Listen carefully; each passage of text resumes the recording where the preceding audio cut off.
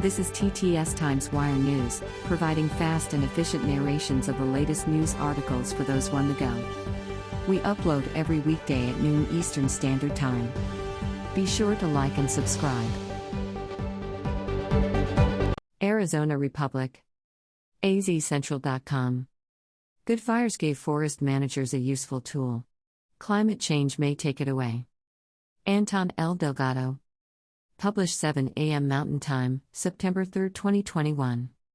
Apache Sitgreaves National Forests, plumes of smoke drifted across the sky, wispy columns that traced a path to a smattering of downed trees still smoldering in the wake of yet another wildfire. Federal land managers have started their assessment of the burn scar, but already, life is finding its way back. At the base of the tree trunks, in patches across the forest floor, grass has grown. The only evidence of the wildfire that burned through the area just a few days earlier was the blackened tips of each blade and the darkened soil where ferns sprout. This is good fire at its best, said Justin Gobler, Fire Management Officer for the Alpine Ranger District of the U.S. Forest Service. This is fire doing exactly what nature always intended it to do, give life a fresh start. A decade after the 2011 Wallow Fire became the largest wildfire in Arizona state history, 5 lightning strikes across its burn scar ignited wildfires, which eventually joined to become the 2021 Horton Complex Fire. Lightning-caused wildfires, like this one, historically burned at low severity, renewing ecosystems by revitalizing soil nutrients and keeping forests from overgrowing. But after decades of ardent fire suppression, such natural fires are now burning on unnatural landscapes. Each season, land management agencies debate the risk of using natural fires to achieve forest health goals. And with warmer temperatures and less rain and snow each season, they are increasingly opting not to. We've been able to use good fire here and there over the years, but with trends pointing towards drier and warmer fire seasons, there may come a point where the risk of a natural fire getting away from us is too much to take on, Gobler said. That's exactly what happened with this fire. The risk of letting it run was just too much with how dry things are, so we had to put it out. It was a disappointing end to what fire managers refer to as a good fire. Under the right conditions, Gobler said the Horton Complex Fire could have aided the forest's ongoing recovery from the Wallow Fire. Without natural fire as a management tool, agencies would be left to rely on forest thinning and prescribed burns to mitigate future wildfires. Fires can be a fresh start, said Natasha Stavros, the director of the Earth Lab Analytics Hub at the University of Colorado Boulder. The challenge is less on the ecological ecosystem and more on the political and managerial ecosystem.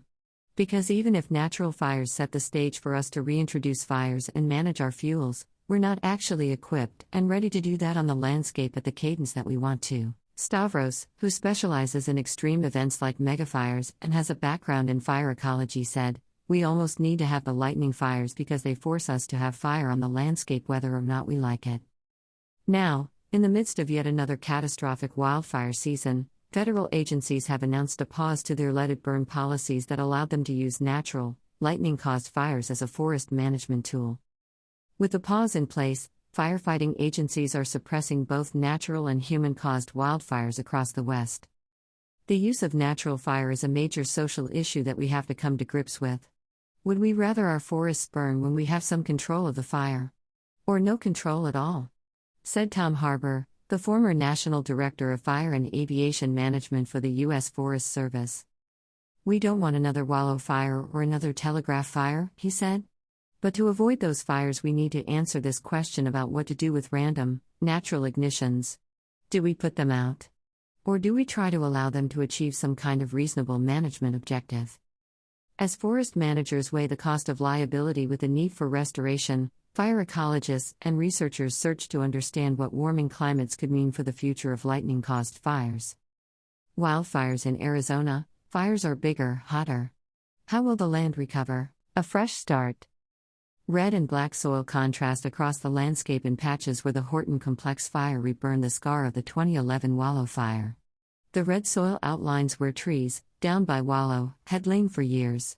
The black soil outlines where Horton had burned some of those trees to ash.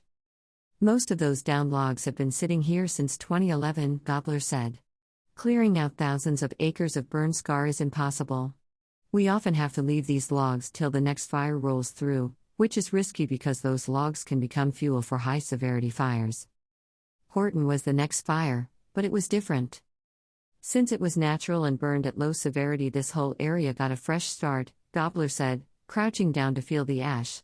This whole area was struggling to regrow after Wallow, but look at it now. Around him, signs of life were returning to the area. Grasses and ferns were taking root across the scar, painting the forest floor green. The picked clean skull of a big game species lay in contrast to the burned earth, proof that both predator and prey have returned.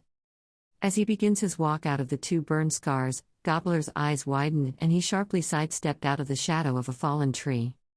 "Definitely don't get too close," he said in an eerily calm voice. He knelt down to take a picture of the Arizona black rattlesnake whose patterned skin camouflaged seamlessly with the burned husk of the log. "It's us humans that say whether a fire is good or bad because of the way it affects us," Gobler said. "But in reality, these natural fires always benefit something." New questions about megafire aftermath. In burned scars, the benefits of low-severity fires, like Horton, are abundant. But the same can't be said for high-severity burns. Andrea Thode, a professor in the School of Forestry at Northern Arizona University, is conducting research on how varying burn severities within burned scars affect the landscape. "We know the trend in fire right now is that they are getting bigger and more severe, and we will continue to see that as our temperatures go up," Thode said. "It doesn't matter if you believe how it's happening. The negative effect of what is happening is serious and will have huge implications to our systems and our neighborhoods." Alongside a group of researchers, Thode is studying the Horseshoe 2 fire burn scar in the Chiricahua Mountains to understand how varying fire severities affect an ecosystem. "As we increase the amount of high-severity fires and their size, we simply don't know how regeneration is going to be affected," Thode said. "When we do manage to have some regeneration, what happens to that when you reburn with another fire? Those are hard ecological questions to study, but we're beginning to try." In the aftermath of large wildfires, burned area emergency response teams are among the first to assess the impact of the flames. Paul Brown, the bear coordinator for the Apache Sitgreaves National Forests, led the assessment of the Horton fire. In low-severity fires, like this one, the root structure of the grasses are often left intact, meaning the soil structure is still in place, Brown said. "All it needs is a little water and the grasses grow immediately." While the Horton fire was burning at the ideal severity within the scar of the Wallow fire, Brown and Gobler had to suppress it. Dry conditions made it too dangerous to manage. "Typically, we like to manage fires when we have a little bit of moisture because we want predictable conditions.